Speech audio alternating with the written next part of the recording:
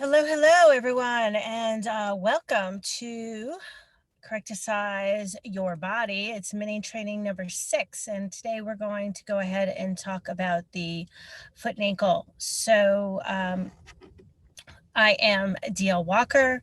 I am a physical therapist licensed in the United States with additional degrees in exercise science and cardiac rehabilitation. And if you need to want to check out some of my work, you can go to fixyouonline.com. On YouTube, we are live streaming right now on Fix You Online TV. And the Facebook group is Fix You Online. So you can reach out to me on any of those venues, and I'll go ahead and get started with one of my favorite topics, the foot and ankle. So without further ado, let's get to it. So one of my personal missions and goals is to resolve foot pain and dysfunction for over 1 million people. And I have could say that I've helped thousands over the last 10 years. And the last 5 years, really, I've had an interest and really developed a specialty in natural foot and ankle correction. Many of you are familiar with that, but for those of aren't, it is my passion, and this is one of my missions in my career. So why must the foot be corrected? It's, I have a saying, it's all about the base. Okay, the foot is our base of support. We've been talking about that in the past 2 trainings with regard to balance and with regard to sensory fitness. And if you have malalignments in your foot, it's very similar to driving a car that has a flat tire or building a house that was built on a crooked foundation. It's just not going to work right. I love the analogy of a car. And the reason why is that most people who are watching this have driven and they have gotten a flat tire. If you've driven long enough.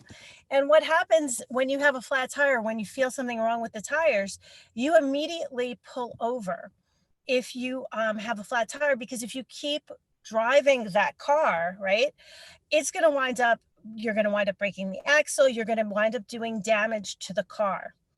And what I like to say to people is that when you have misalignments or malalignments in your foot and ankle, you are walking on a tire with low air or an all-out flat tire, and you are doing damage to the rest of your body. You are just not aware of it.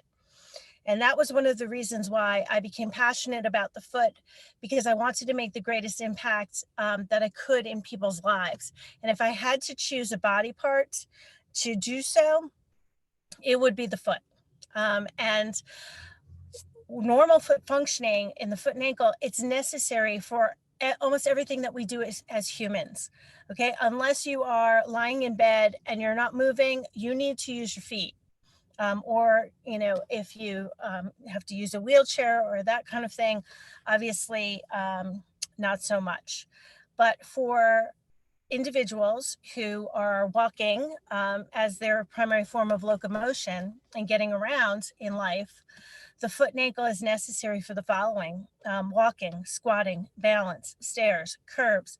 It is our base of support. So again, when we talk about maintaining balance and also fall prevention, integral part.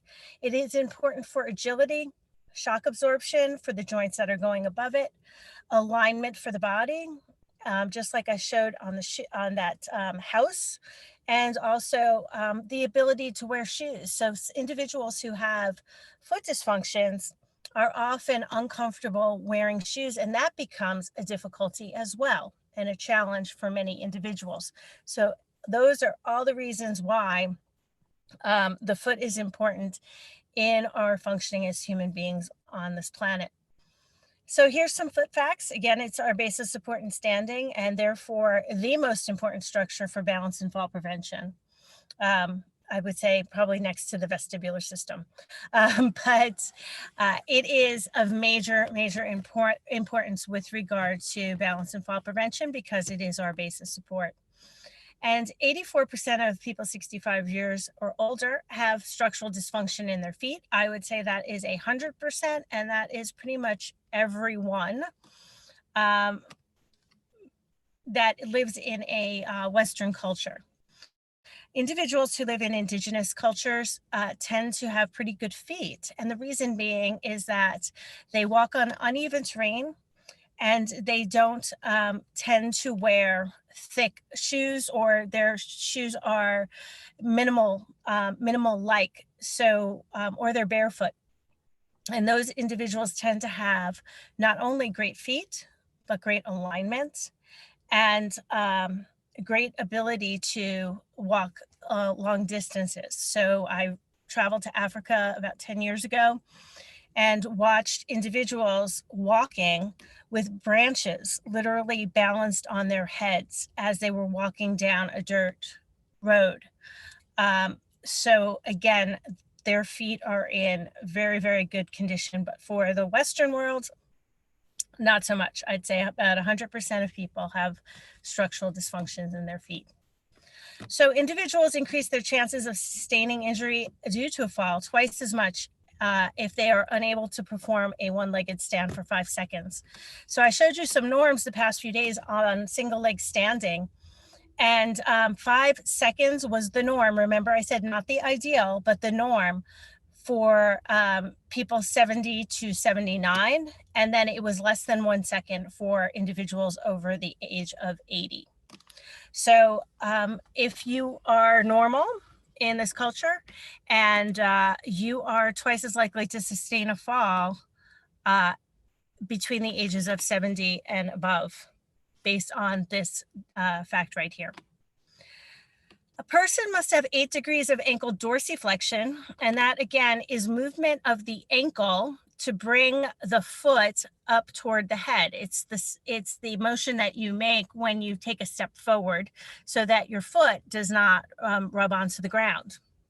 And you need to have 8 degrees of this range of motion with the knee extended and 10 degrees of motion with the knee flexed to be at a decreased risk for falling. So when you lack this movement, you are more likely to trip. You are more likely to have an inability to walk with normal gait pattern, and more likely at a risk for falling. And then the hallux, which is the big toe, needs to have 90 degrees of extension. Okay, so that is pulling the toe toward the head. For normal push off, which is the last phase of walking.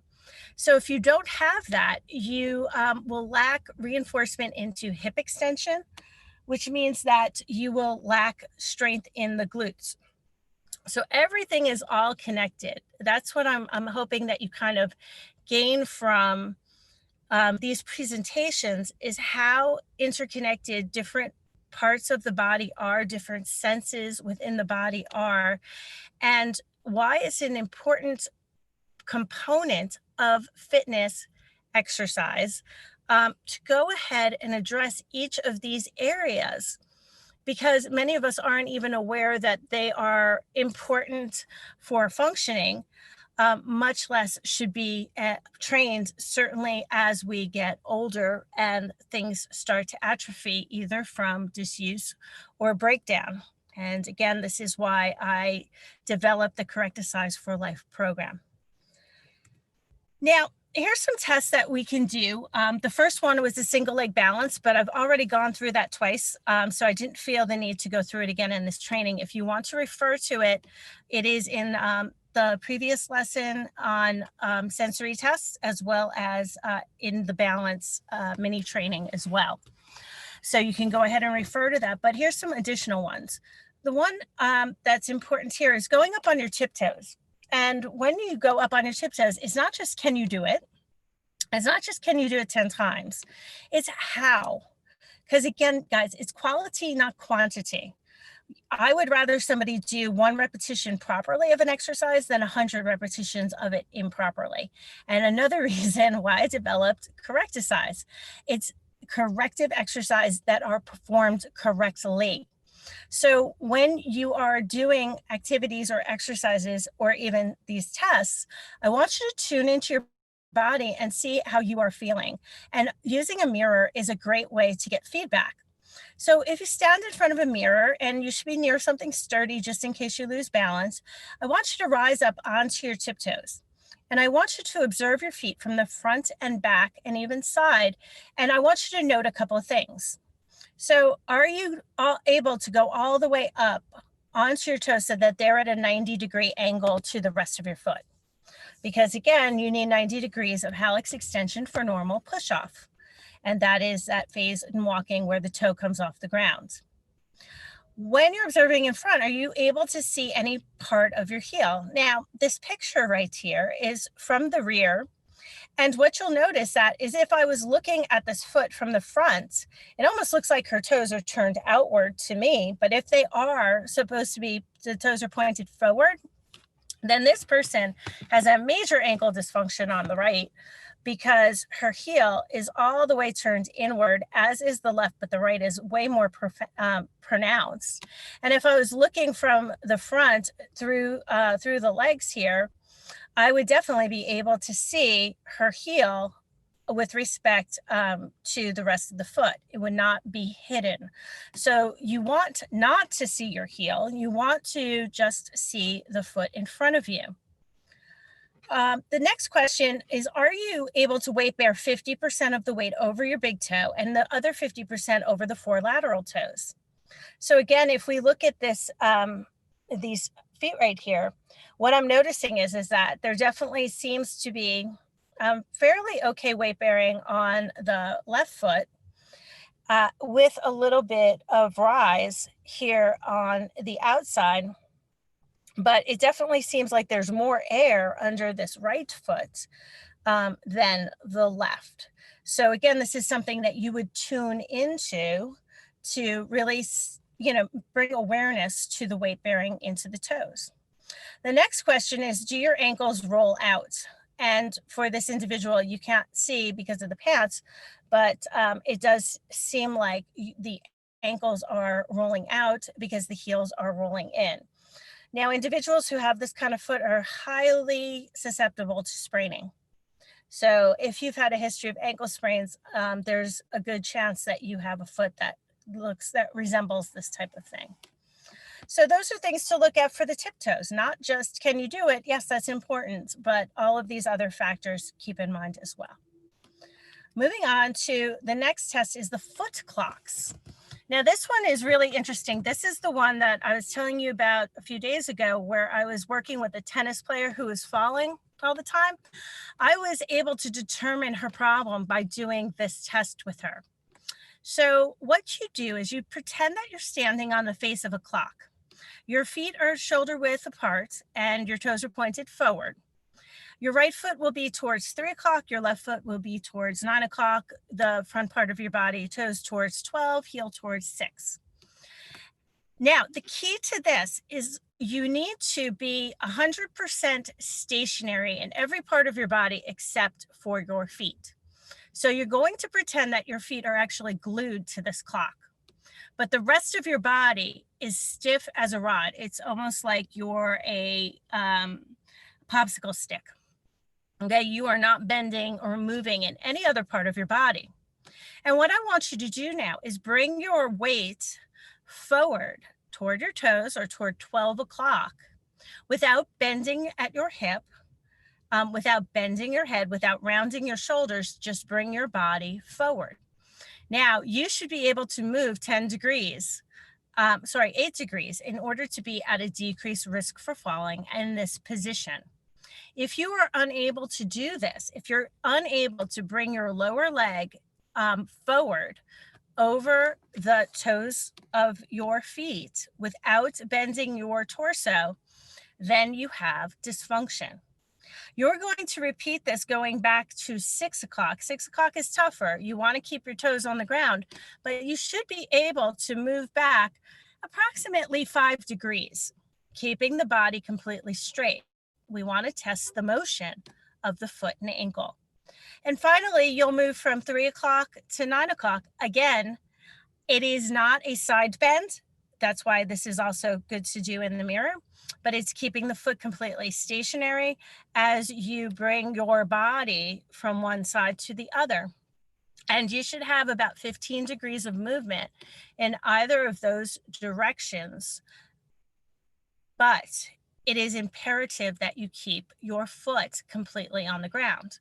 So if you're moving in any direction and your foot comes off the ground, your toes come off the ground, the heel comes off the ground, any of those directions, and you don't have that sufficient range of motion, so about 8 degrees forward, 5 degrees back, 15 degrees either way, then you are lacking mobility in your feet and you are at an increased risk for falling.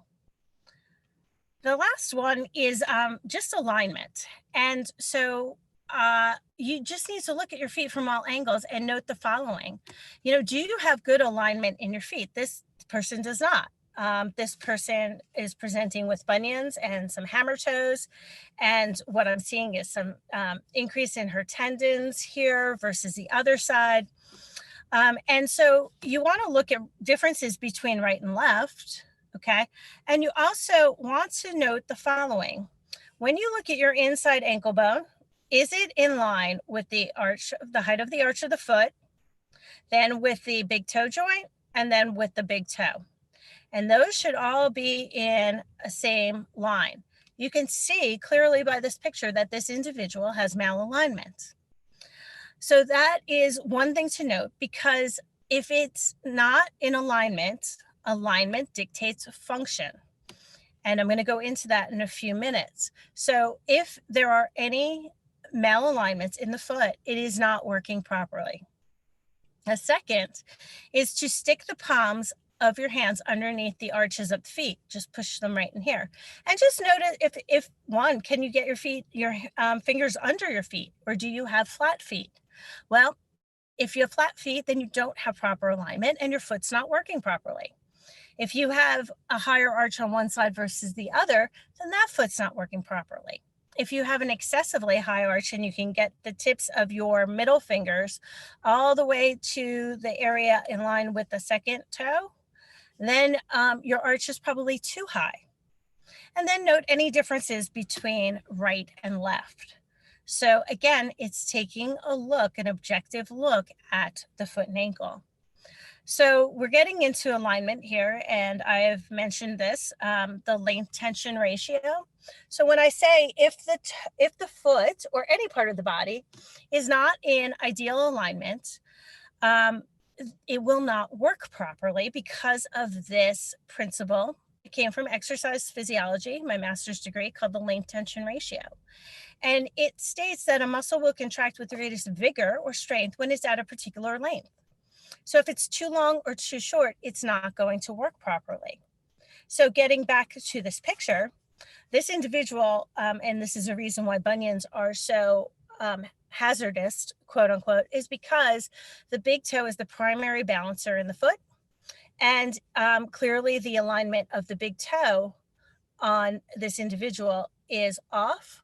And therefore, the muscles that control the big toe and her balance will be off.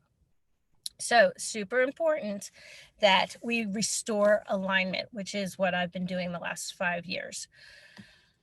Now we move into the talus, and the talus is what they call the keystone of the body because it attaches, these are the lower leg bones, this is the fibula and this is the tibia.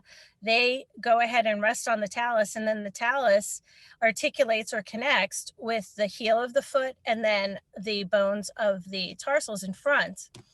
And so it is a connecting bone, and it is your part of your ankle joint. Now, what's interesting about the talus is that it has the second highest measured electromagnetic field next to the heart.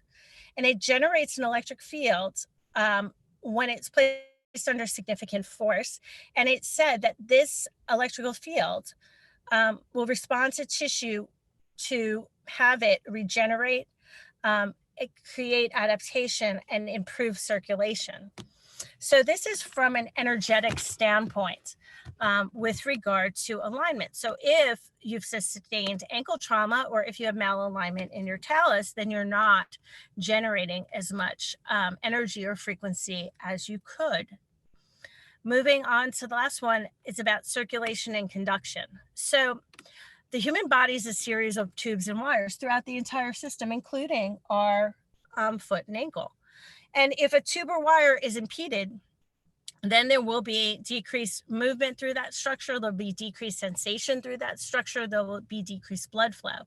Many individuals have neuropathy, and people just think, oh, neuropathy, usually, oh, I have cold feet or I have tingling in the feet. Oh, it must be neuropathy.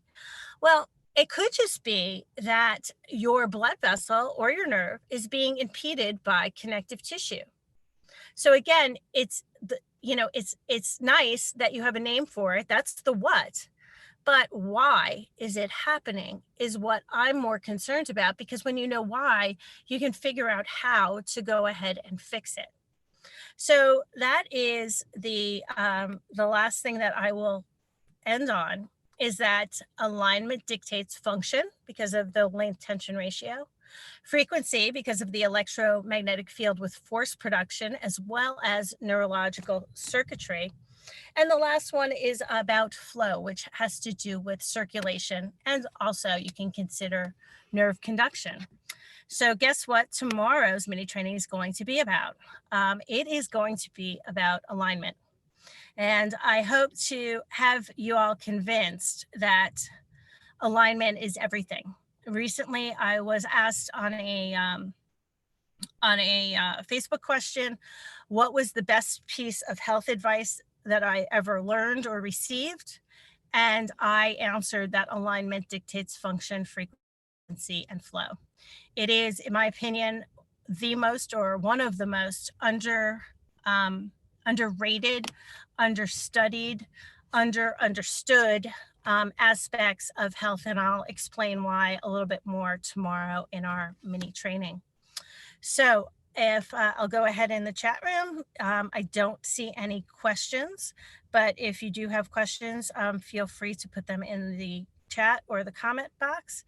And I will go ahead and plan on seeing you all tomorrow. Same bat channel, same bat time. And I will go ahead and wish you a good evening to all. So don't see any questions. Have a good night, everybody. And I will see you on tomorrow's training for alignment. Ciao.